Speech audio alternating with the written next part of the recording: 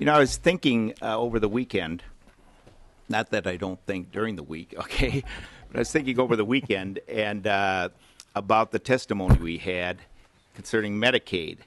And then I got a call from a client of mine. She's an elderly lady. She's over 65, and she's on a very tight budget financially, and she was complaining that under her Part D drug program, her co-pays were going up for some of the drugs that she was paying. And she was wondering how she was going to pay that additional copay. And during the course of the conversation, she brought up that her daughter is a nurse at one of our hospitals here in Minnesota, one of our major hospitals here at Minnesota. And one of her complaints was that they have people from foreign countries that come here and receive free surgeries paid for under Medicaid, according to what her daughters told her. And when we had testimony last week about this, I asked whether there was a residency requirement to receive Medicaid benefits here in the state of Minnesota. And the answer was yes. Well, then I went up afterwards and questioned the testifier, what are those residency requirements? Well, you simply have to be in the state of Minnesota, tell that you're here and you intend to stay here, period. That's the residency requirement. It's not 30 days, 60 days, or 90 days. It's, well, I'm here in Minnesota and I intend to stay here. Well, you could change your mind tomorrow, okay, and leave the state again.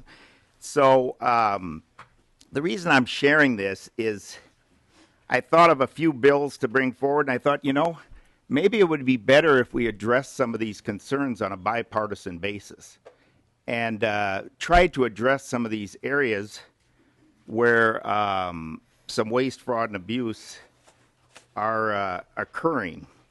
The other thing that concerned me about last week's testimony is I brought up the idea of somebody with $1 million in their IRA, and since there's no asset test, and again, correct me if I'm wrong, if they weren't drawing or drawing very little out of their IRA, they could qualify for medical assistance. This, by the way, was confirmed by a local social worker from my district when I met with them a few months ago. They claimed that people that are worth $2-3 million were qualifying for fuel assistance.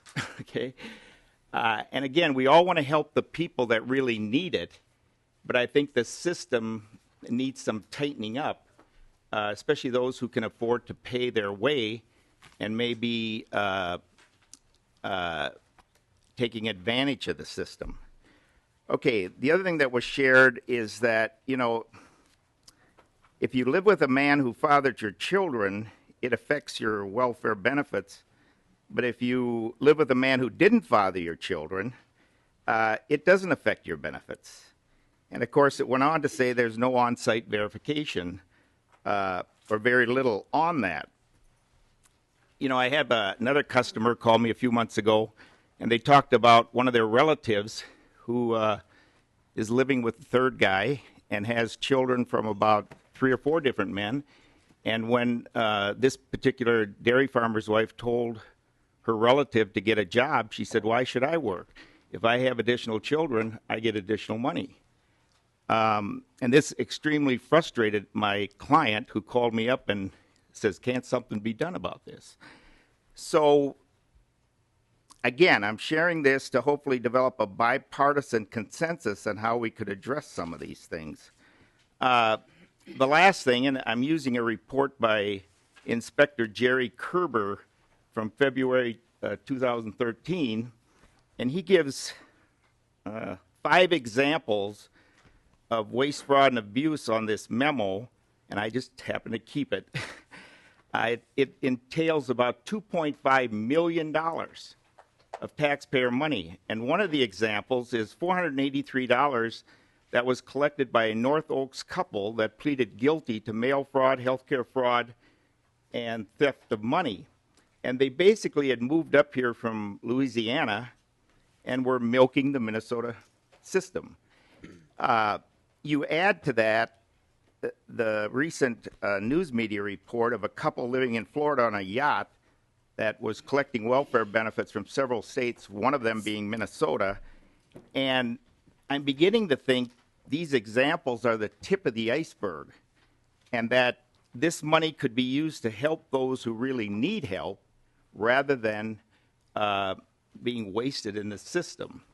So my point of sharing this is that I guess I'd like to see us address ways to remedy some of these situations on a bipartisan basis. We have a lot of wisdom and experience sitting at this table, more than I have in some of these areas.